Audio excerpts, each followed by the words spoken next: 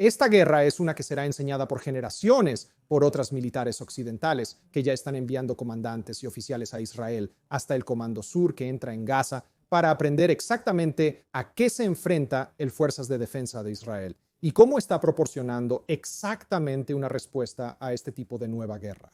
Todos temen que un día les toque a ellos. Shalom y bienvenidos a Israel, Estado de una Nación con Eylon Levy. Soy Eylon Levy. Cuando los creadores del derecho internacional escribieron el reglamento, nunca podrían haber imaginado el tipo de batalla que Israel está librando en Gaza en este momento.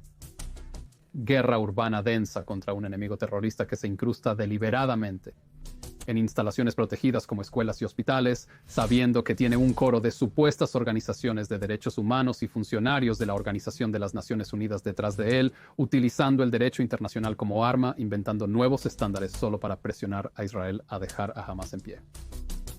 Porque la realidad es que Israel no solo está aplicando las reglas del derecho internacional en condiciones en las que ningún ejército ha intentado aplicarlas, sino que está aplicando esas reglas y condiciones para las que nunca se escribieron en primer lugar. Los ojos del mundo están puestos en Gaza y todos están tomando notas. Los terroristas están tomando notas para ver si esconderse en el sótano de un hospital los protegerá. Y los aliados occidentales de Israel están tomando notas, aprendiendo cómo Israel está estableciendo nuevos estándares en la guerra urbana. Mientras que las narrativas de los medios se centran en la destrucción y acusan a Israel de todo tipo de atrocidades, aquellos que entienden las tácticas militares reconocen la importancia de lo que las fuerzas de defensa de Israel logran alcanzar en un entorno urbano denso. Utilizando ataques de precisión, realizando incursiones basadas en inteligencia precisa, todo en un paisaje militar definido, no solo por lo que está sobre el suelo, sino también por lo que está debajo de él. Mi invitado hoy aporta décadas de experiencia en el campo como corresponsal militar, editor en jefe del Jerusalem Post, autor y ahora miembro del Instituto de Política del Pueblo Judío. Yaakov Katz literalmente ha escrito el libro sobre tácticas militares israelíes, no una, sino 3 veces, con más aún por venir. Se une a mí en el estudio para guiarnos a través de las innovaciones de las operaciones de las fuerzas de defensa de Israel en Gaza y cómo, como él lo expresa, esta guerra representa un campo de batalla sin precedentes. Detrás de los titulares sensacionales se encuentra un mundo complicado, desordenado y turbio, donde el ejército profesional de un Estado democrático que lucha contra una guerrilla terrorista tiene que tomar decisiones difíciles, utilizando tecnologías y técnicas líderes en el mundo adaptadas específicamente para este terreno único. En el futuro, los historiadores considerarán la guerra del 7 de octubre como un momento decisivo en la historia de las tácticas militares y la lucha contra los terroristas en terreno de guerra urbana. Acompáñenos en un adelanto de los libros de historia. Bienvenido a Israel, Estado de una Nación con Eylon Levy. Últimas noticias desde Israel esta mañana. Impactante secuestro. Cientos de israelíes están muertos. Yo quiero... ¿Cómo resuelves esto? ¿A dónde va esto? Yaakov Katz, bienvenido a Estado de una Nación. Genial estar contigo, Eylon. Un punto de crítica que recibe Israel, incluso de periodistas simpatizantes, es que no discutimos su derecho a ir tras Hamas, llevarlo ante la justicia y traer de vuelta a los rehenes. Tenemos preguntas sobre cómo estás llevando a cabo esta campaña. Miran el sufrimiento civil del otro lado y dicen, creemos que estás siendo indiscriminado o desproporcionado. Tenemos dudas sobre tu manejo de la campaña. A medida que nos acercamos a la marca de 6 meses ahora, desde el 7 de octubre, ¿cómo crees que lo estamos haciendo en términos de cómo Israel ha estado llevando a cabo esa campaña? Creo que esta guerra es una que se enseñará durante generaciones en colegios militares, en academias de guerra alrededor del mundo, por otras militares occidentales, que ya están enviando comandantes y oficiales a Israel hasta el Comando Sur, entrando en Gaza, algunos de estos oficiales militares extranjeros, para aprender exactamente a qué se enfrenta las fuerzas de defensa de Israel y cómo está proporcionando exactamente una respuesta a este tipo de nueva guerra. Recordemos, ha habido guerra multidimensional en el pasado, ¿verdad? Si volvemos, solo como un ejemplo, al comienzo de las fuerzas aéreas en el mundo, ¿verdad? Antes había fuerzas terrestres, caballería, armadura, luego surgió la fuerza aérea y la capacidad de lanzar bombas. Ahora lo que Israel enfrenta en Gaza es que está el Gaza de arriba, está el Gaza de abajo, está el Gazatí que ves que parece ser un civil, pero en realidad es un luchador. Está el chico de 16 años que alguien podría decir que es un niño. No, en realidad carga un RPG. Hay AK-47 que estamos viendo y granadas dentro de la sala de resonancia magnética en el hospital Shifa, de lo cual podríamos empezar a hablar. Se supone que el metal no debe estar en la sala de resonancia magnética, pero ignoremos eso por ahora. Todo lo que pensamos de cómo se ve la infraestructura civil o cómo se supone que debe operar un ejército, cómo se supone que debe distinguirse, cómo no se supone que use civiles, escudos humanos, cómo lo que ves arriba no es necesariamente lo que está pasando abajo o lo que ves bajo tierra no es lo que ves arriba. Esta es una nueva era para la guerra. Y todo el mundo mira esto y dice, bueno, por un lado, sí, podemos ser un poco críticos con Israel, porque, hey, ¿por qué no darle un golpe a Israel o darle un pequeño golpe como a una piñata? Pero por otro lado, todos temen que un día les llegará a ellos. Así que todos tienen que aprender a luchar en un terreno tan nuevo. Es fascinante que los países extranjeros ya envíen a sus generales y comandantes a aprender de Israel, pues una pregunta frecuente es, ¿por qué no escuchas a tus aliados? Se quejan de que la guerra no está avanzando como quisieran. Considera sus críticas y escúchalos. De hecho, afirmas que son ellos quienes están aprendiendo de Israel actualmente, y no al contrario. Sabes, tiendo a hacer una distinción entre lo que escucho de los políticos y lo que escucho de los oficiales militares, ¿verdad? Porque estas son dos profesiones distintas. Sí, un político tiene intereses políticos. Todos conocemos y nos hemos reunido con políticos. Los políticos sí podrían saber qué es correcto a nivel moral. Bueno, podrían. Podrían a nivel filosófico, pero tienen sus propios intereses políticos. Por ejemplo, lo que está sucediendo actualmente entre Estados Unidos. En Israel, muchos intereses políticos están en juego actualmente. ¿Qué sucederá con la próxima elección de Biden y asuntos relacionados? Cuando hablas con oficiales militares, personas que fueron entrenadas, que ganaron sus galones, literalmente en los campos de batalla de Afganistán, Irak y otros lugares alrededor del mundo, no aquí en Israel. Y escuchas la forma en que hablan y cómo están literalmente fascinados por lo que está haciendo las fuerzas de defensa de Israel y las tácticas que está utilizando. Permíteme darte un breve ejemplo, ¿sí? La guerra es terrible, trágica, es cruel. La gente muere, ¿verdad? Lamentablemente los civiles también mueren atrapados en el fuego cruzado. También tienes casos de lo que llamamos fuego amigo, ¿verdad? Donde los soldados israelíes disparan a los soldados israelíes. Eso sucede cuando te confundes. Pero en esta guerra, la Fuerza Aérea israelí ha estado proporcionando cobertura aérea para él, maniobrando fuerzas terrestres en el suelo.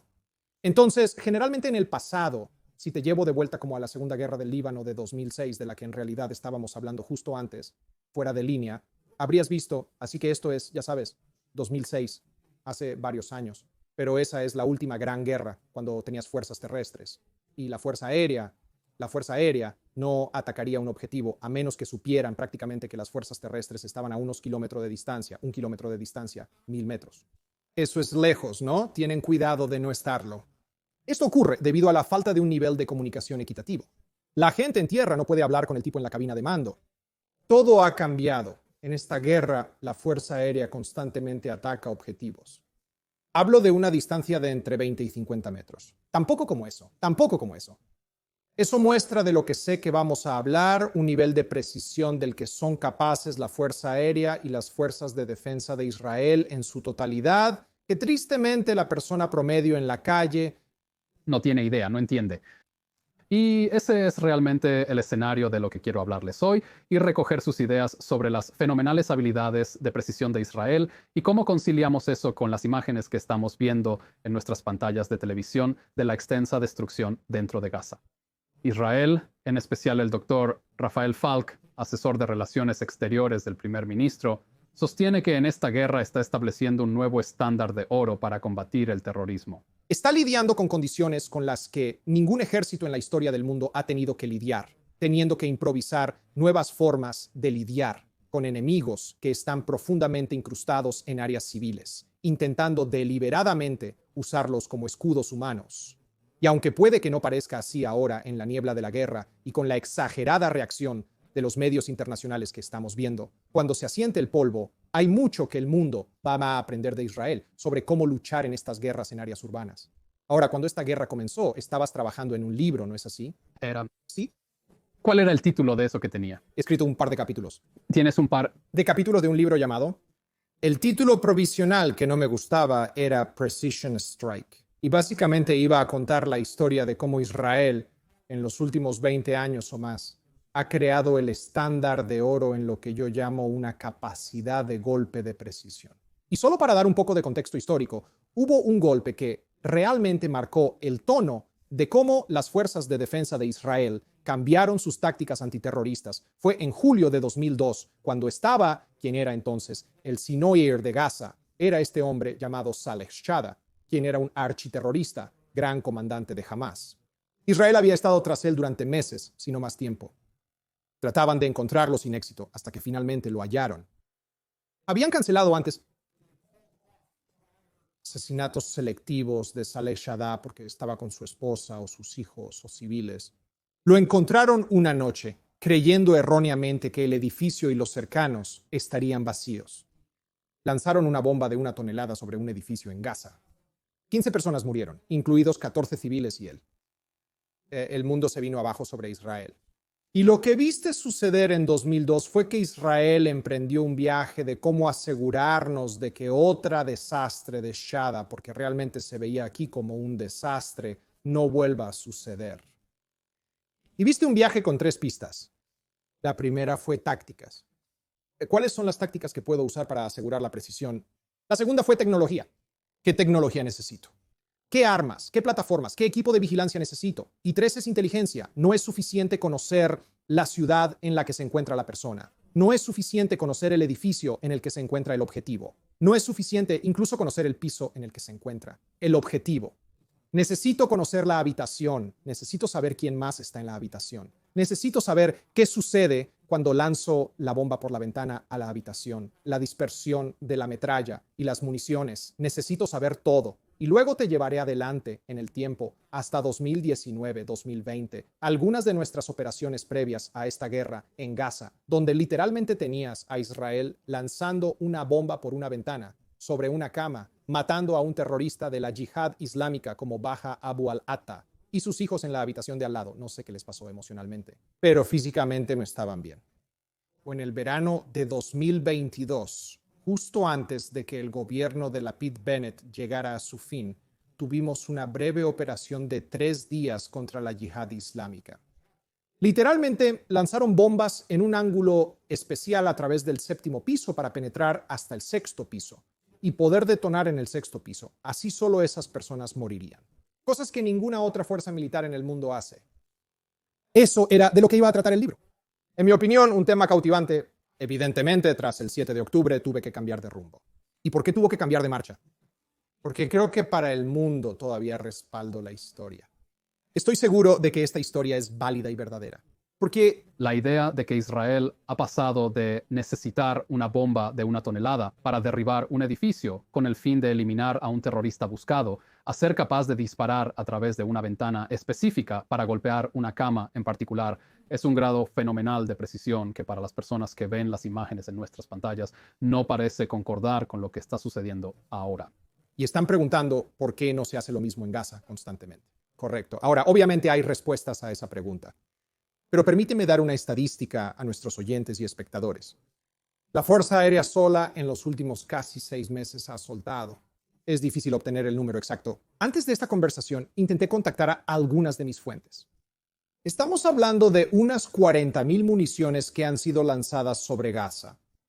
Ahora, tienes que pensar, cada una de estas bombas tiene el potencial de matar a muchas personas, ¿verdad? Entonces, si hemos lanzado 40,000 bombas sobre Gaza, ¿no esperarías también el daño, el número de muertes? Y no quiero minimizar la pérdida de vidas civiles, que siempre va a ser una tragedia, pero ¿no debería ser más de lo que se afirma que es, incluso por el propio Hamas? Y eso ciertamente dice mucho, en primer lugar, para desacreditar la idea de que Israel está deliberadamente atacando a civiles o intentando perpetrar un genocidio si tienes menos de una persona muerta por cada bomba que se lanza. Pero incluso para la idea de que Israel está siendo descuidado, porque sí habla de un grado fenomenal de precisión para lanzar tanto poder de fuego en un lugar tan pequeño, en un área tan pequeña y densamente poblada, como nos siguen recordando, y no tener números de bajas mucho más altos. 100%. Pero cuando intentas explicar eso a las personas y ven estas imágenes, es difícil conciliar, como dijiste, o hacer que eso sume lo que significaba, entiendo eso. Y eso requería un cambio de dirección. Ahora el libro abordará un tema distinto, pero incluyendo estos componentes. Va a tratar sobre esta guerra, que por supuesto incluirá estos elementos de cómo este es un campo de batalla sin precedentes, cómo esta es una guerra como ninguna que se haya librado antes y cómo el Fuerzas de Defensa de Israel está respondiendo a eso. Llegaremos a eso en un momento, porque al final del episodio del podcast queremos darles un adelanto del libro, pero quiero volver a esa pregunta que estás diciendo. Si Israel tiene estas fenomenales capacidades de precisión y sabemos que están siendo precisos con las municiones que se están lanzando, porque esto podría haber causado mucho más daño si Israel fuera descuidado. Pero si Israel tiene esta capacidad de alcanzar a un terrorista disparando municiones a través de una ventana particular hacia una cama en particular, ¿por qué Israel no está haciendo eso? Ese es el tipo de pregunta que podrían hacerme. Podría decirte, por ejemplo, la huelga de Bajaulá, que se remonta a finales de 2019, ¿verdad? E Israel coloca ese misil, un F-15, deja caer esta bomba a través de la ventana. En realidad, hice una inmersión profunda en esa historia porque me fascinó. Vi eso como un momento crucial y me reuní con los comandantes de la Fuerza Aérea y del Comando del Sur. Me reuní con políticos y también visité la sede de inteligencia, no muy lejos de donde estamos sentados ahora mismo. Y me reuní con el equipo que tienen en una unidad llamada 9900, el número conocido por todos. 200 el SIGINT, los magos de la IDF. Estos son 9900. Visitan la inteligencia visual. Tienen equipos allí que hacen lo que hacen. Está formado por arquitectos e ingenieros civiles. Personas que entienden en diseño en diferentes materiales cuán gruesa es la pared. ¿De qué están hechas las barras si hay una unidad externa de aire acondicionado? ¿Puede penetrar la bomba? ¿Qué tipo de arma necesito? ¿Qué es el edificio donde están las habitaciones? ¿Cuál es el diseño? No sabemos lo que hay dentro, pero se puede averiguar. Con su conocimiento increíble, detalle de lo que necesitas tener ahora. Eso es posible cuando estás planeando un golpe. Y una operación para eliminar a un mal tipo que está haciendo mucho mal. Cuando estás en una guerra que no fue provocada. Que un asalto como nunca hemos visto contra el Estado de Israel el 7 de octubre y ahora te ves obligado y compelido a una batalla. Tienes que luchar para defender tu país y defender a tu gente y asegurar tus fronteras y para que la gente espere, por cierto, ese mismo nivel. Por supuesto, no es posible en ningún mundo. Pero aún así, lo que hace la IDF antes de atacar cualquier objetivo individual, cada objetivo, hay un pedazo de papel como este. Podrías haberlo visto dentro del ejército. Tiene en él cuál es el objetivo, cómo se va a comprometer, fuerza aérea, fuerzas terrestres. Va a ser por la Marina, cómo se va a atacar, cuál es el tipo de munición, qué dicen los comandantes, qué dice la inteligencia, qué decimos sobre posibles bajas civiles y qué dicen los asesores legales sobre estos. Estos son todos los objetivos que preparas con anticipación, bancos de objetivos. Esto contrasta con los soldados en el terreno que son atacados con RPG y deben participar y combatir. Estos objetivos serían bombardeados por aire anticipadamente como parte de un plan, pero ese es un nivel de detalle que no tienes que, quiero decir, olvídate de quién soy yo. Pregunta a los comandantes militares en los Estados Unidos o en Europa. Nadie hace algo así. ¿Por qué no? ¿Por qué Israel ha desarrollado estos fenomenales métodos de precisión que otros militares tienen? ¿Y cuál fue la necesidad operacional que impulsó la capacidad de innovar estas nuevas formas de armas? No creo que fuera operacional. Necesidad de lo que he llegado a pensar es que realmente se deriva de dos intereses y motivaciones primarios, pero quiero hablar sobre el más importante, y esa es nuestra moral. Realmente es una forma de vida judía. La gente se burlará, se reirán, dirán como, vamos, es que santificamos la vida. Es una cosa loca el hecho de que estemos hablando 6 meses en una guerra, ¿cuántos rehenes vamos a recuperar, verdad? Siempre le digo a la gente cuando piensas en los rehenes por un momento, ¿cuántos están vivos? No lo sabemos. Están hablando de tal vez recuperar 40, 50, alto al fuego durante 6, 7 semanas. Racionalmente eso no tiene sentido. Estás a punto de destruir a Hamás potencialmente y vas a detener la guerra por 40 personas. ¿Eso tiene sentido? ¿Quién pensaría en hacer eso? Para mi mente judía, absolutamente sí, pero... Para tu mente judía tiene sentido porque valoramos cada vida individualmente. De la misma manera que valoramos las vidas de nuestra gente, también valoramos las vidas de su gente. Y no soy yo quien dice esto, Golda Meir, ¿verdad?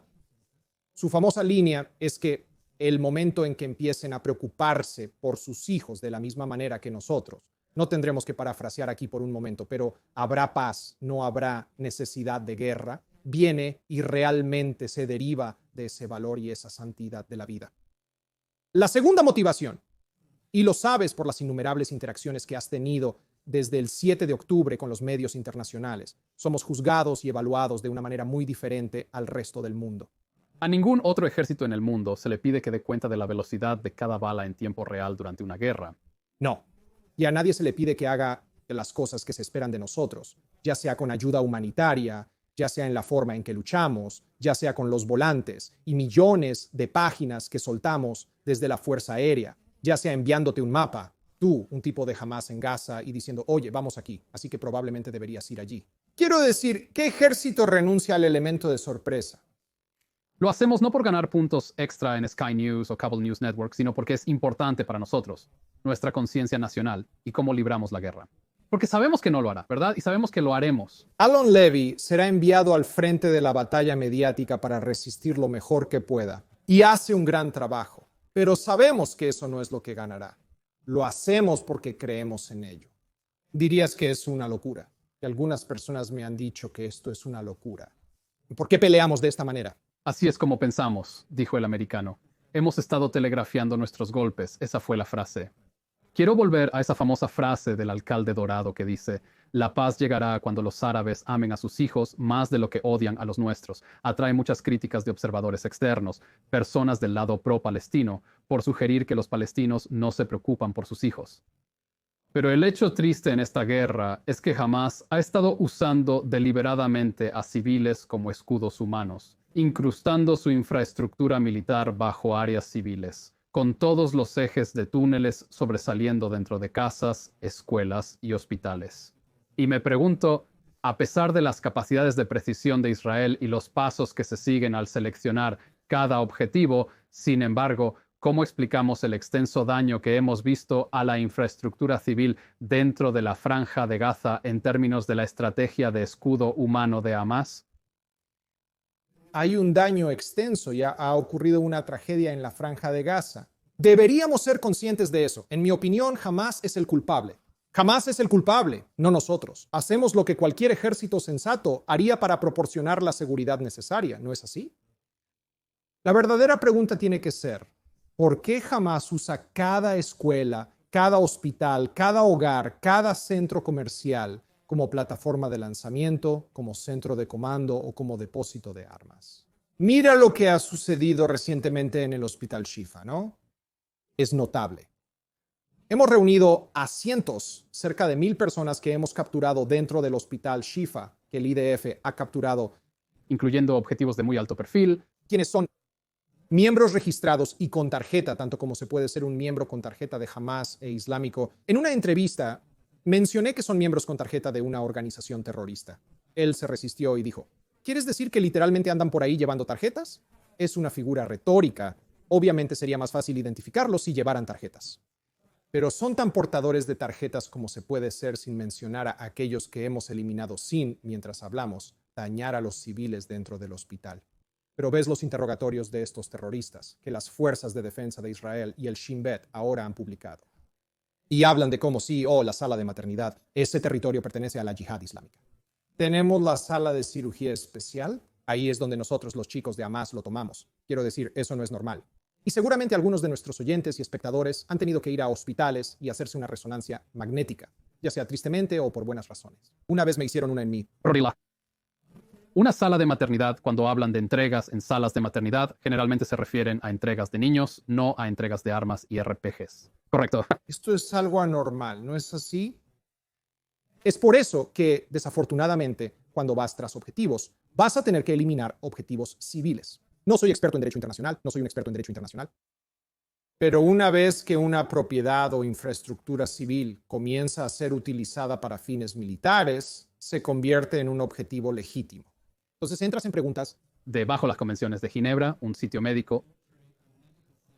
puede perder sus protecciones especiales una vez que se utiliza para fines militares. Eso no te da derecho a atacarlo sin restricciones. Las fuerzas de defensa de Israel aún deben cumplir con las normas del derecho internacional, pero pueden perder su protección especial si se usan como base militar. Eso es Hospitales, hogares, escuelas, todos estos edificios luego se convierten en objetivos legítimos siempre y cuando se cumpla la prueba de proporcionalidad que las fuerzas de defensa de Israel están cumpliendo. Y eso se refleja en las cifras de muertos, demostrando que las fuerzas de defensa de Israel están cumpliendo con la proporcionalidad. Y quiero llegar a eso en un momento, pero quiero hablar sobre algunos de los daños que estamos viendo dentro de Gaza. Estoy revisando un análisis interesante de Salo Eisenberg, miembro del Consejo de Honest Reporting. Hace un trabajo estupendo profundizando y haciendo el trabajo que algunos periodistas deberían estar haciendo, rascando debajo de la superficie en lugar de tomar lo que ciertos funcionarios de la Organización de las Naciones Unidas dicen a su valor nominal. Porque los titulares que hemos visto en esta guerra han sido que ha habido una destrucción más generalizada que el bombardeo aliado de Alemania, que Gaza ha sido completamente nivelada, destruida, y en realidad eso es desmentido por las propias cifras de la Organización de las Naciones Unidas. Así que quiero tener una conversación sobre cómo los funcionarios y agencias de la Organización de las Naciones Unidas terminan blanqueando los puntos de conversación de Hamás y los medios terminan siguiéndolos. Mostraremos cómo algunos de ustedes han interactuado con eso en los medios internacionales. Fascinante análisis de Operational Satellite Applications Program, una oficina de la Organización de las Naciones Unidas que utiliza imágenes satelitales desde mediados de marzo de 2024. Y señala que el 12% de los edificios en Gaza han sido destruidos, el 7% están gravemente dañados y el 16% están moderadamente dañados, y eso se define como sin daño visible mínimo, por lo que el edificio aún está en pie. Según el análisis satelital de la Organización de las Naciones Unidas, el 19% de los edificios en Gaza han sido gravemente dañados o destruidos durante esta guerra. Lo cual es, por supuesto, mucho, pero es mucho menos de lo que dice Francesca Albanese, la relatora especial para el territorio palestino ocupado, cuando afirma que el 60% de los edificios de Gaza han sido destruidos o gravemente dañados. Albanese, la funcionaria de la Organización de las Naciones Unidas señalada por Francia y Alemania. Por negar la naturaleza antisemita de la masacre del 7 de octubre, interfiriendo constantemente a favor de Hamás en esta guerra, afirmando que el 60% de los edificios de Gaza, al menos las casas de Gaza, han sido destruidos o gravemente dañados. Ahora Salo presenta un análisis muy interesante. Él revisa de dónde obtiene esos números. Ella está citando un informe de la UNOJRA. Y el informe de la UNOJRA espera al Ministerio de Obras Públicas y Vivienda, que es un ministerio de Hamás. Aquí tienes a Hamas, emite un comunicado de prensa. La Organización de las Naciones Unidas lo copia, pone en letra pequeña que esta es una cifra de Hamás. Y luego los propios funcionarios de la Organización de las Naciones Unidas citarán un informe basado en la propaganda de Hamás en lugar de su propio análisis. Esa es la fuente de los titulares que vemos, como la AP afirmando que la campaña militar de Israel es una de las más destructivas en la historia reciente, superando la destrucción aliada en Alemania, ciertamente sacando las cosas del contexto de otras guerras contra el terrorismo. Si miras lo mismo, y tú sabes que lo dice la Organización de las Naciones Unidas. La Organización de las Naciones Unidas lo dice. Pero mira, la Organización de las Naciones Unidas también dice que se estima que el 80% de los edificios han sido declarados inhabitables por la acción de los Estados Unidos y sus aliados en Raqqa y Siria, y un daño similar en Mosul también. Quiero decir, el daño en Gaza me recuerda mucho a lo que las 86 naciones hicieron en Mosul y Raqqa para asegurarse de que pudieran desalojar a Estado Islámico de Irak y Siria. Y entonces aquí tienes, a pesar de que hay mucho daño dentro de la franja de Gaza, los puntos de conversación de Hamás siendo lavados por las Naciones Unidas, yendo directamente a los titulares que luego citan a las Naciones Unidas, que está citando a Hamás. Y eso se convierte en un hecho establecido que luego ejerce presión diplomática sobre Israel, a pesar de que está desvinculado de la realidad y el propio análisis de la Organización de las Naciones Unidas. ¿Cómo piensas, como ex-editor en jefe del Jerusalem Post, sobre lo que está sucediendo aquí y cómo se está lavando esa información para dar la falsa impresión de que Israel está siendo descuidado? Y por supuesto la misma persona albanesa luego acusa horrorosa y calumniosamente a Israel de genocidio en base a la propaganda de Hamás. Puedo decirte que sabes que hay muchas cosas que me han estado volviendo loco acerca de esta guerra, pero todos nosotros, sé que no estoy solo, pero si hay algo, es la forma en que tienes organizaciones internacionales, ya sea la Organización de las Naciones Unidas e incluso líderes mundiales que repetirán lo que dice Hamás como si viniera del Santo Grial. Acabas de traer el ejemplo perfecto del Ministerio de Obras Públicas o Construcción o Vivienda, lo que sea en Gaza. Pero ves al presidente Biden que, por ejemplo, menciona el número de 30,000 bajas. Aunque el Pentágono ya ha aclarado que estas son cifras de Hamas y los Estados Unidos. No tiene una evaluación independiente de las bajas. Números. Y el jefe de la Organización Mundial de la Salud, la Organización Mundial de la Salud en todo el mundo, simplemente lo toman como si fuera el evangelio. Y tú y yo ambos sabemos que si esto fuera Al-Qaeda quien lo estuviera diciendo, nunca tendrías a un medio de comunicación estadounidense. Nunca tendrías a AP o a cualquier otra persona en el mundo que diría que el Ministerio de Salud de Al-Qaeda afirma o que el Ministerio de Construcción de Estado Islámico de Irak y Siria afirma. Nadie jamás lo tomaría. Lo que dijeron, pero no eran resistencia nacional, ¿verdad? No, no lo eran. Eran terroristas. Organizaciones, a diferencia de Hamas y sus violadores de la libertad, ¿verdad? Allí creeremos en ellos, pero no creeremos en la cosa. Es uno de los dobles estándares más flagrantes que jamás verás. Y cada vez que lo veo, me sorprende, y el hecho de que la gente siga aceptando esto como verdad, creo que tristemente también habla de los medios de comunicación. Desafortunadamente, no podemos creer lo que estamos consumiendo en los medios de comunicación convencionales hoy en día. Es un problema, y no es solo un problema de los medios citando a funcionarios de la Organización de las Naciones Unidas, como si esto fuera la verdad absoluta. Creo que algo un poco más siniestro está sucediendo aquí en términos de cómo se lavan y se tergiversan los números contra Israel. Quiero mostrarte un ejemplo aquí que quiero que desempaquemos juntos de Cable News Network hace unos meses. Me sorprendió este titular y, por supuesto, la noticia principal siempre está enterrada.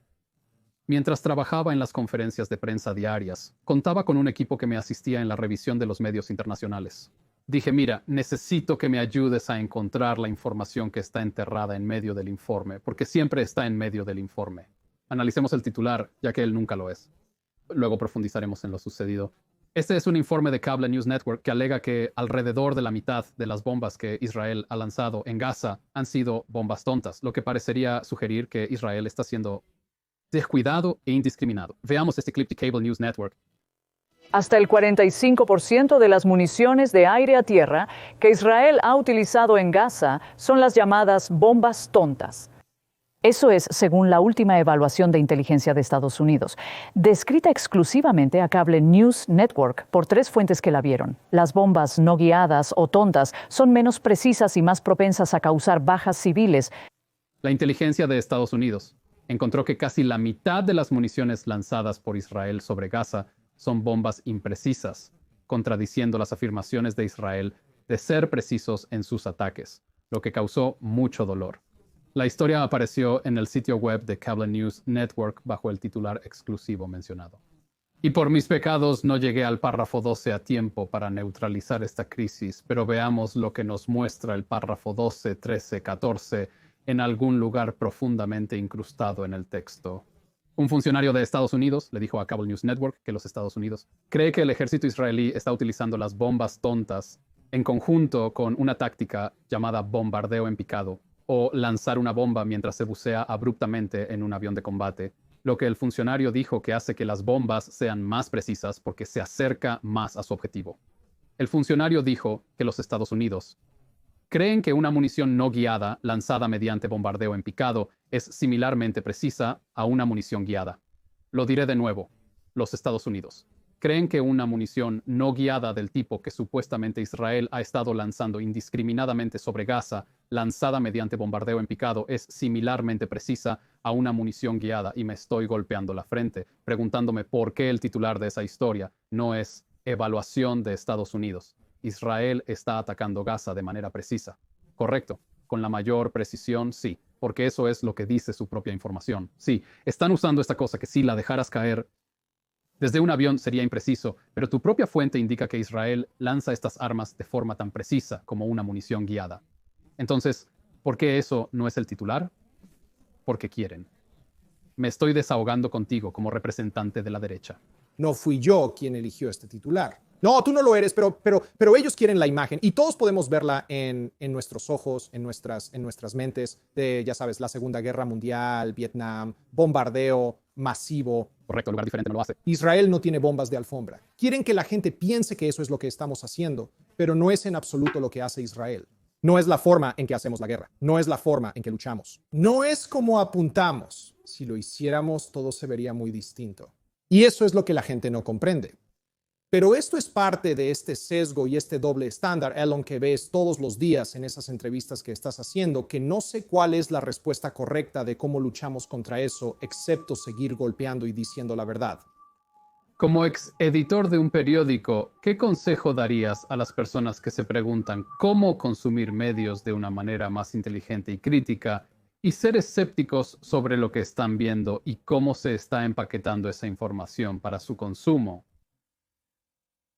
Primero, no debes limitarte a un solo medio de comunicación. Debes consultar varias fuentes de información, ya que lamentablemente en la actualidad no existe una única fuente creíble como Walter Cronkite, quien ya no está con nosotros. Así que tienes que leer. Si lees el New York Times, también debes leer fuentes que ofrezcan una perspectiva conservadora de derecha para complementar. Si lees Haaretz, un periódico más de izquierda, también lee el Jerusalem Post o Times of Israel, que son un poco más centristas. Tienes que tomar una perspectiva más amplia de los medios. El problema es que esto lleva tiempo. Esto requiere cierta profundidad. Necesidad o deseo de leer, aprender, educarse y saber más. Y la mayoría no quiere eso. Para la mayoría de las personas, es suficiente con la publicación o el video de Instagram o TikTok o lo que sea que estén recibiendo. Ahí es donde obtendrán su información. Y eso les cuenta toda la historia. Y esa información proviene del titular y no de la tapa enterrada.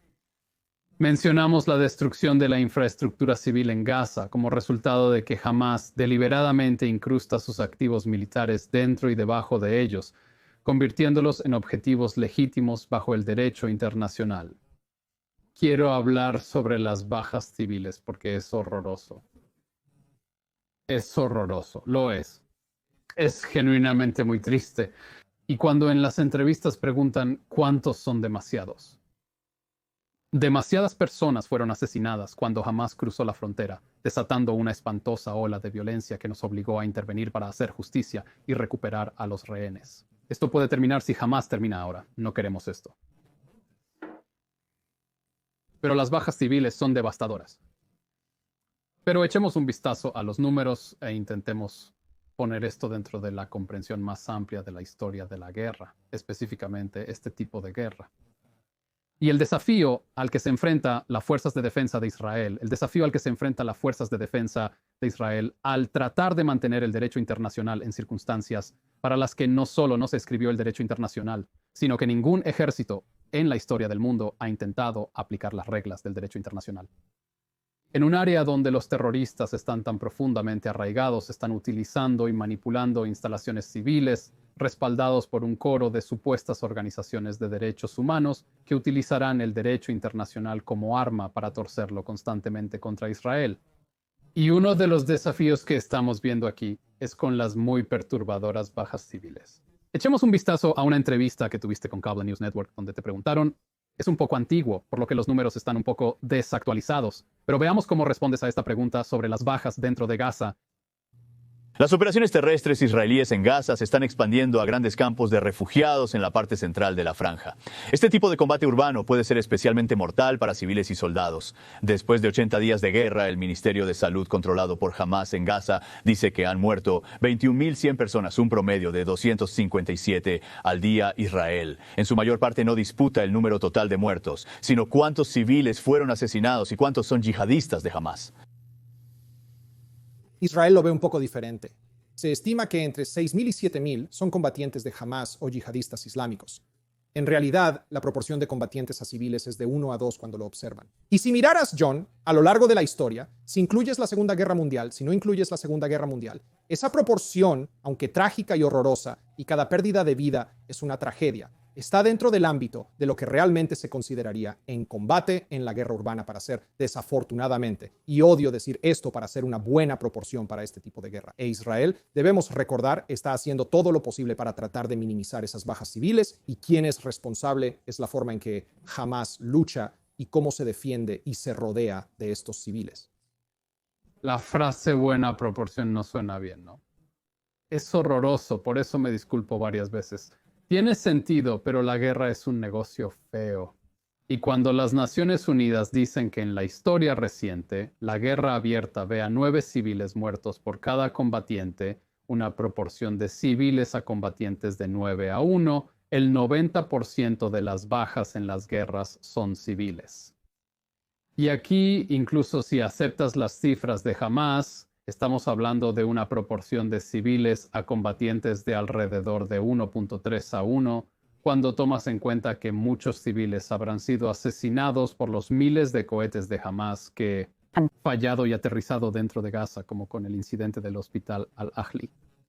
Era metralla, y según el primer ministro Netanyahu, hemos logrado una proporción de menos de 1-1 en las cifras de Hamás que discutimos. Pero si es de 1.5-1 o menos de 1-1. Esa proporción es notablemente fuera de lo común históricamente, ciertamente cuando la comparas con, quiero decir, la batalla más cercana a la que puedes comparar la batalla de Gaza es la batalla de Mosul, donde se estima que para matar a unos 3.000 combatientes de Estado Islámico de Irak y Siria, las bajas civiles estuvieron alrededor de 10.000. Cerca de 10.000, aproximadamente 3-1, es la estimación más cercana que tenemos. Es horroroso. No me gusta la frase buena proporción. Pero, ¿cómo explicas que las fuerzas de defensa de Israel hayan podido lograr una proporción de civiles a combatientes? Que es mucho, mucho menos catastrófico para los civiles que lo que cualquier otro ejército ha podido lograr en contextos urbanos menos desafiantes. Quiero decir, esta es parte de la historia de esta guerra, que creo que la gente debería estar alineando las calles hasta cierto punto y aplaudiendo a las fuerzas de defensa de Israel en el modo en que están luchando. En entrevistas me han preguntado si espero que me den una palmada en la espalda. No espero elogios, pero entiendo el reto particular que enfrenta Israel.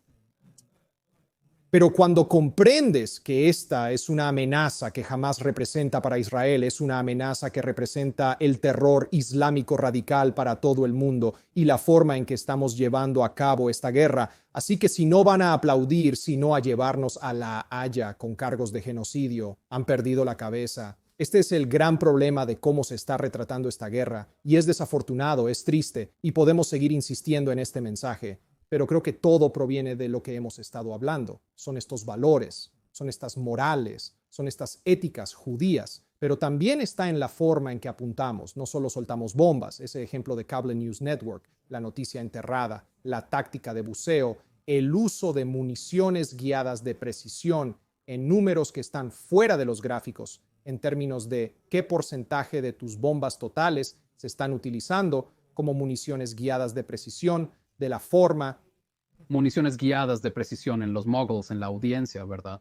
En el número de cuántas municiones, como mencioné antes, más de 40.000 que la Fuerza Aérea ha lanzado en el área de la Franja de Gaza. Todo esto junto pinta una imagen muy clara de que esta es probablemente la guerra más precisa y guiada por precisión que jamás se ha librado en la historia de... A pesar de los esfuerzos de Israel por la humanidad, este sufre una considerable presión internacional para ser más preciso. ¿Cómo estás evaluando la evolución de la estrategia militar de Israel? En esta guerra, empezamos en el norte de Gaza evacuando a toda la población, una gran ofensiva terrestre. ¿Cómo cambió eso cuando las fuerzas de defensa de Israel llegaron a los campamentos centrales y al área media de Gaza? Franja, quiero decir, lo que viste, por ejemplo, es al principio cuando Israel, en primer lugar, desplazó a tantas personas del norte de Gaza y con esos volantes, con esas llamadas telefónicas, decenas de miles de llamadas a los teléfonos móviles de las personas, ¿verdad? Ningún otro ejército hace algo de ese tipo. Por cierto, no solo llamadas automáticas. Oficiales asignados a llamar. Individuos en árabe pidiendo a la gente que se aparte del camino por su seguridad. No queremos que te lastimes. Es así, ¿sabes? La táctica que solía usarse cuando tenías mucho tiempo, la táctica de golpear en el techo, que la gente diría, ¿sabes? Te llamarían y dirían, vamos a bombardear tu edificio porque eres un tipo de Hamás y tienes un centro de comando de Hamás en la casa. Así que necesitamos que abandones la casa. Quiero decir, de nuevo, ¿no quieres matar al tipo de Hamás en la casa? Pero esta es la forma en que... Incorrecto o no, así sucedió. Todo eso ocurrió en el norte, forzando a la gente hacia el sur. La devastación en el norte fue consecuencia directa de cuán arraigado estaba Hamás en la infraestructura y la cantidad de túneles. Quiero decir, todos conocemos las historias de cómo no hay una casa en la que no entres que tenga muchos de ellos. Un eje que baja y conduce a un túnel, armas, una parafernalia de Hamás. Pero eso podría no ser suficiente por sí solo. Pero toda esta infraestructura siendo utilizada Por eso. Organización terrorista. Infraestructura una vez y media la longitud del metro de Londres o el metro de Nueva York. Estamos hablando de 500 kilómetros subterráneos incrustados bajo tierra. Y por lo tanto ves el daño a las estructuras sobre el suelo. Lo que la gente tiende a no darse cuenta también es, sabes, piensan, oh, entras en una casa, ves un túnel, explotas el túnel. Así que lo que he intentado explicar a la gente es, está bien, este túnel podría extenderse 4 o 5 kilómetros, 10 kilómetros. Ahora, podría ir desde esta casa en la que estás hasta una escuela a 6 cuadras de distancia. Luego girar a la izquierda hacia un hospital. Y luego entrar en un complejo de la Organización de las Naciones Unidas, donde se encuentran algunos de esos palestinos desplazados. Entonces, si simplemente lo llenas de explosivos, ¿verdad? Escuché este número el otro día. ¿Sabes cuántas minas ha colocado el núcleo de ingeniería de las fuerzas de defensa de Israel cuando a veces destruye edificios dentro de Gaza o túneles? No. Un número que escuché de una fuente en las fuerzas de defensa de Israel es de aproximadamente 600,000 minas que se han utilizado dentro de Gaza. Ahora toma ese número y di para ti mismo, espera, esa es una cantidad asombrosa de explosivos. Eso es una locura. Y nuevamente consideras eso junto a las 40,000 bombas lanzadas. ¿Cómo tiene sentido todo esto? ¿Cómo es que alguien sigue con vida en Gaza? Pero si solo fueras a minar eso túnel y lo haces explotar, ¿o qué pasará con la escuela y el hospital y esa otra casa por debajo de la cual pasa? Hará kaboom. Entonces no puedes hacer eso. Debes delinear y trazar el túnel. Luego tienes que asegurarte de que cada edificio que está sobre el túnel antes de destruirlo esté evacuado o de alguna manera pueda permanecer y no volcar. Piensa en lo complicado que es. No es algo, esto es una táctica, este es un tipo de amenaza y desafío que ningún ejército ha tenido que enfrentar nunca. Correcto, no es solo una cuestión de bombas rompebúnkeres desde el aire, no, o minar todo y enviarlo al reino venidero. Tienen que ser muy cuidadosos para no causar daños excesivos a la infraestructura civil. Porque si yo sé... Entre estas dos líneas, estas dos tazas, hay un túnel, y si suelto un rompebúnkeres, un pan de pequeño diámetro, un Guided Bomb Unit, 39 justo aquí, explotará y parte de ese túnel se volcará, pero el resto de la red de túneles sigue intacta. Entonces, ¿qué hice exactamente? Así que corté este edificio hasta ese edificio, pero por lo que sé, hay otra ruta indirecta que va aquí. Debes trazar todo esto. ¿Cómo están destruyendo los túneles? Entonces están haciendo esto, ¿sabes? Si eres una unidad de Fuerzas de Defensa de Israel que entra en una casa e identificas un eje, no entras. Llama a las fuerzas especiales para que intervengan. Están entrenados específicamente para operar en túneles. Ellos entran utilizando soldados y robots para mapear los túneles. Esto lleva mucho tiempo. Luego tienes que meter tus explosivos adentro. Luego tienes que ser capaz de detonar. Tienes que despejar la ruta de ello. Esto lleva días. Esto no es algo que ocurre en cuestión de minutos. No es solo lanzar una bomba desde el aire. Y esta es una forma en que Israel lleva a cabo la guerra que no tiene precedentes en la guerra moderna, antigua, histórica, lo que quieras decir. ¿Ese método difiere entre el centro y el norte de Gaza? ¿Qué cambió entre esas dos zonas de batalla? Debemos reconocer que Israel entró en esta guerra con inteligencia defectuosa, como vimos suceder el 7 de octubre. Vimos eso suceder con el longitud y cuán extensa era la red de túneles. Pensamos que eso era que falló en la inteligencia. Si hubieras hablado con oficiales de las Fuerzas de Defensa de Israel antes del 7 de octubre, te habrían dicho que hay entre 200 y 250 kilómetros de túneles. Y te habrían dicho que en mayo de 2021, durante la Operación Guardián de los Muros, la última gran operación en el famoso bombardeo del metro, que eso fue increíble. Y eliminamos este activo estratégico, lo dijo el primer ministro, lo dijo el jefe de Estado Mayor. Realmente no hicimos mucho en mayo de 2021. Y su red de túneles es mucho mayor y más extensa de lo que podríamos haber imaginado. Y más extensa que cualquier metro que Tel Aviv pueda tener jamás. Esperar tener. Eso también es cierto. Tuviste que aprender sobre la marcha y hacer algo que las fuerzas de defensa de Israel han hecho durante 76 años, o lo que el pueblo judío ha hecho durante aún más tiempo. Se llama improvisar y adaptarse. Entonces tuviste que aprender sobre la marcha cómo voy a interactuar con esto. Una de las cosas que causó gran revuelo en los medios internacionales, y probablemente te preguntaron mucho al respecto, fue el verter agua de mar en los túneles, ¿cierto? Esa fue una historia de la que todos estaban hablando. Fue una idea. Se intentó, no fue efectivo, ¿verdad? Pero esto es una de esas cosas que intentas hacer mientras estás descubriendo, porque te enfrentas a algo que no sabías que existía en esa capacidad. Y no hay un manual, ¿verdad? No hay un libro al que puedas ir en Amazon o en Barnes Noble y digas, oh, ¿cómo destruyo 500? Millas de túneles. Eso no existe. No se ha enseñado en academias militares extranjeras porque ninguna otra fuerza militar lo ha necesitado. Otro desafío que tenemos por delante, estamos grabando este episodio de podcast mientras Israel advierte que se acerca una ofensiva terrestre en Rafah. Hamás inició esta guerra con 24 batallones. Los últimos 2 estaban en sus últimas en Khan Yunus. Eso deja 4 en Rafah. Israel está diciendo, tenemos que entrar en Rafah y desmantelar esos batallones de Hamás, porque de lo contrario sería como terminar la Segunda Guerra Mundial diciendo, bueno, dejemos que los nazis conserven Berlín. No apagas 3/4 de un incendio porque el fuego vuelve. Apagas todo el incendio. Y por eso Israel tiene que entrar en Rafah y por lo tanto ha estado diciendo que queremos que los civiles se aparten para que no resulten heridos mientras luchamos contra el resto del ejército terrorista de Hamás. Ahora, Israel ha recibido mucha presión de los Estados Unidos para no hacer el tipo de campaña en Rafah como en el norte. Estados Unidos intenta convencer a Israel de optar por algo más preciso o dirigido o de alguna manera perseguir el objetivo conjunto de ir tras Hamás y derribarlo sin realmente entrar en Rafah y alcanzarlos.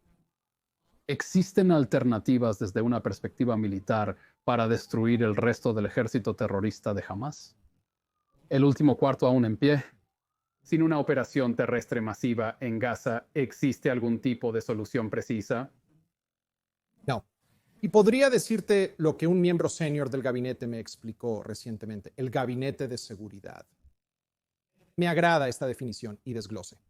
Lo que Israel ha hecho muy efectivamente en el norte y en el centro de Gaza y en Khan Yunus es que rompió la espalda.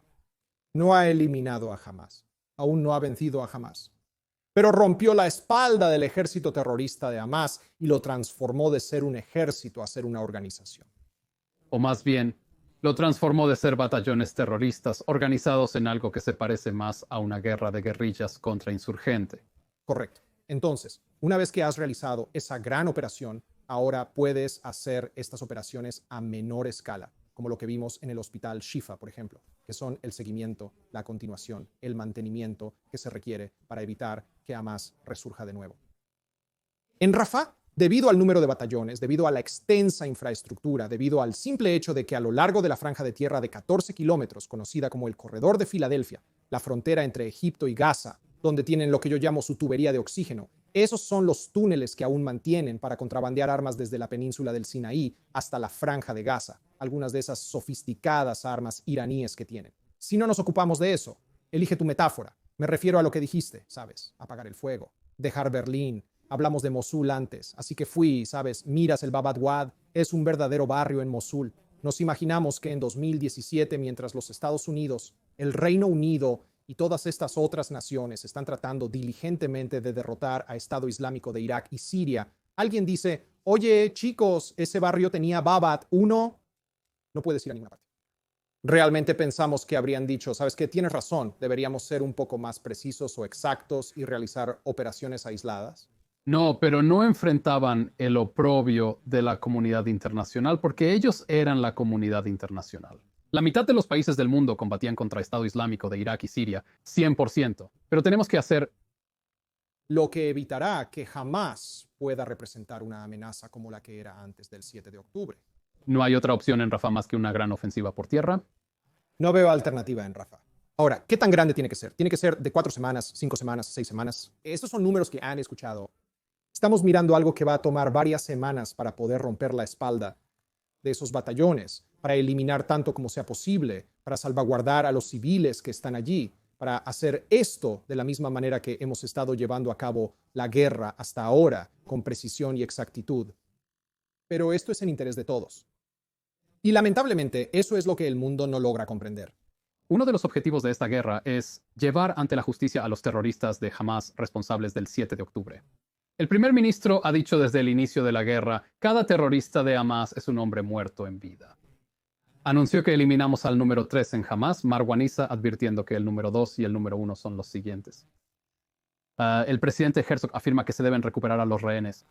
Necesitamos echar mano de Sinwar, vivo o muerto. Sin embargo, 6 meses después de la guerra, no hemos podido aprovechar el cerebro. Con toda la fenomenal inteligencia de Israel, con todas sus fenomenales capacidades de precisión, ¿por qué está resultando tan difícil aprehender a Sinwar? Quiero decir, si pudimos echar mano de Adolf Eichmann, el criminal de guerra nazi escondido en las selvas de Argentina, ¿por qué es tan difícil atrapar a Sinwar? Primero que nada, no tengo la información de inteligencia para saber si sabemos dónde está o si no sabemos dónde está. Pero juguemos ambos escenarios. Digamos, número 1, no sabemos dónde está. Muy difícil. Muchos túneles, como hablamos. Ha habido informes y he hablado con algunos de estos oficiales militares de cómo sentían que siempre estaban a solo 1 o 2 semanas detrás de él en algunas de estas redes de túneles que llegarían, complejos a los que llegarían, particularmente en Khan Yunus. ¿Todavía está en Khan Yunus? ¿Se ha mudado a Rafah ahora? No está claro. Pero también consideremos que Israel podría saber su ubicación. Y no es descabellado imaginar esto porque también recordemos que hay conversaciones que tienen lugar en Doha sobre los rehenes. Podrías decir, ¿qué tiene que ver eso con algo? Porque entonces, de alguna manera, tienen que enviar mensajes de vuelta a Gaza, ir a Sinuir, obtener su retroalimentación y enviarlos de vuelta a los mediadores en Doha. Así que hay inteligencia de señales que potencialmente se puede obtener, inteligencia de vigilancia que podría ver al mensajero que potencialmente va a algún lugar. En otras palabras, tal vez sea posible, y no lo sé, pero tal vez sea posible que realmente sepamos dónde está, pero tal vez esté rodeado de docenas de rehenes. Esa es su tarjeta de seguro. Ahora, debes hacerte otra pregunta. Esto es algo sin precedentes para el mundo. Piensa en los dilemas con los que nuestros planificadores militares y nuestros ministros tienen que lidiar casi a diario. ¿Dónde está Sinwar? Está rodeado por 15 rehenes. ¿Ataco o no ataco? Sé dónde está este rehén, o lo siento, este terrorista está, pero tiene 2 rehenes. ¿Es ese un número al que podría atacar? Estos son dilemas terribles y sin precedentes. Y eso es incluso antes de entrar en que está rodeado de familia, está rodeado de niños, está rodeado de civiles. Estos son casi dilemas inhumanos. Esto es parte, desafortunadamente, del uso cínico de Hamas. Entonces, de nuevo, no sé si sabemos dónde está o no sabemos dónde está, pero en cualquiera de esas opciones, estas son realidades muy complicadas. Esto es un malentendido significativo que encuentro en la cobertura de los medios internacionales. La idea de que Israel quizás tiene buenas opciones cuando en realidad no las tenemos. Solo tenemos dilemas morales desgarradores. Durante toda esta guerra me alegra no tener que tomar ninguna de estas decisiones. Solo tengo que intentar explicarlas. Uno de los grandes desafíos en esta guerra ha sido conseguir a los rehenes e intentar rescatarlos. Y he tenido periodistas preguntándome con frustración, ¿por qué no has podido rescatar a más rehenes? Y luego cuando ven el nivel de potencia de fuego que se necesita para extraer rehenes de áreas densamente pobladas. Cuando rescatamos a Fernando Simón Marman y Luis Har, supuestamente con muchas bajas civiles palestinas, dijeron que querían el rescate de los rehenes, pero no así. Hemos logrado sacar a 105 rehenes a través de la pausa para la liberación de rehenes, el acuerdo negociado. Estaba Ori Mahidish, el soldado que fue rescatado en los primeros días de la guerra en circunstancias inexplicables. Los 2 rehenes argentino-israelíes que fueron rescatados en una audaz incursión de comandos. Pero solo hemos, como algunos entrevistadores me han dicho, creo que intentando restregar sal en la herida, logrado rescatar tantos rehenes como nuestras fuerzas han matado accidentalmente. La gran mayoría salió como parte de un acuerdo negociado en el que en este momento Hamas no parece estar interesado. ¿Por qué es tan difícil sacar a los rehenes? Si en los 70 el ejército israelí pudo rescatar rehenes de una sala de llegadas de un aeropuerto en Entebbe, Uganda, ¿por qué es tan difícil sacarlos de Gaza? Desafortunadamente, la realidad de Gaza es tal que no hay un final feliz como la redada de Entebbe de 1976, ¿verdad? ¿Sabes? Y desafortunadamente, cuando escucho ese argumento, por cierto, sobre los rehenes que matamos, esos 3 que lamentablemente fueron asesinados por soldados de las Fuerzas de Defensa de Israel, y fue una tragedia que, por supuesto, nadie, pero esa es la realidad de lo que está sucediendo en Gaza. Es complejo. La niebla de la guerra es densa. Es tan difícil. Ahora, cuando entras en una red de túneles y esas tropas especiales de Sayeret Matkal o Yahalom o Shaldak o cualquiera de estas unidades de comando de fuerzas especiales entran allí, piensa en tu subterráneo y en la oscuridad total por la que estás caminando. No sabes si hay una trampa, si hay un cable trampa, si está minado, si hay un terrorista esperando con un RPG a la vuelta de la esquina y esperas encontrar a un rehén y desafortunadamente no han podido. Pero en esto es en lo que las IDF han estado enfocadas todo el tiempo. La forma de verlo también desde la otra perspectiva es: Israel ha identificado y dado aviso de los 134 rehenes que todavía están retenidos, alrededor de 35, sino más, que sus seres queridos ya no están entre los vivos. 36. Confirmados muertos. Al momento de grabar este podcast. ¿Cómo descubren eso? ¿Cómo averiguan eso? No dicen mucho de cómo lo averiguan. Entonces podría ser, ya sabes, podríamos asumir con gran confianza y certeza que encuentran evidencia forense. Ellos entran a las casas, encuentran sangre. En los túneles hallan un uniforme que podría tener un orificio de bala y rastros de sangre. Luego lo pondrán a prueba. Irán y encontrarán a un terrorista de Hamás, a quien podrían capturar o matar. Encontrarán un teléfono celular en él, descargarán las fotografías y los videos que esa persona podría tener, quién podría haber sido uno de esos atacantes el 7 de octubre. Esta es una operación de inteligencia de la que Israel ha establecido esencialmente una nueva agencia de inteligencia, para la que aún no tenemos un nombre, ya que contamos con inteligencia militar, conocida por el acrónimo hebreo Agencia de Inteligencia Militar. El Shabak o Shin Bet es una agencia israelí que lucha contra el terrorismo palestino. Y tenemos el Mossad, que es como nuestro equivalente al MI6 o la Agencia Central de Inteligencia en el extranjero. Ahora tenemos una agencia de inteligencia completamente nueva. Se encuentra en un edificio no muy lejos de aquí. Tenemos a cientos de personas que se sientan y toda su tarea, todo su trabajo es tratar de encontrar, localizar, identificar, averiguar el estado de cada uno de esos rehenes. Esto significa que a medida que la guerra avanza, Israel puede operar con mayor precisión debido a que cuenta con una inteligencia muy superior a la del inicio, cuando estábamos volando en gran medida. A ciegas. Por ejemplo, mencionaste a Marwan Issa justo antes. Cuando fue eliminado en ese ataque, cuando tardó un tiempo en averiguar si realmente fue asesinado o no fue asesinado, el portavoz principal de las Fuerzas de Defensa de Israel, brigadier general, contraalmirante Daniel Hagari, dijo que sabíamos que ahora había rehenes que estaban con él. ¿Cómo supimos eso? Hay una increíble campaña de inteligencia aquí que es increíble en lo que Israel ha hecho, que el mundo también está observando y escuchando. Gran parte de esto no puede ser publicado ni revelado, ya que la vida de las personas está en riesgo. Pero esta idea es: si Israel no sabe lo que está haciendo, o Israel ha perdido su gloria, o Israel es... La pregunta realmente es: ¿por qué Hamás sigue reteniendo a Ariel y Kefir vivas? Esa es la pregunta que la gente debería hacerse. ¿Por qué Israel no puede recuperarlos? ¿Por qué estos dos hermosos chicos pelirrojos aún están retenidos en la Franja de Gaza? Todavía hay muchas historias por revelar e información por exponer. Estoy seguro de que será un tema fascinante para un libro que quizás escribas algún día, pero por ahora vas a apresurarte a casa y continuar trabajando en el libro que estás escribiendo ahora.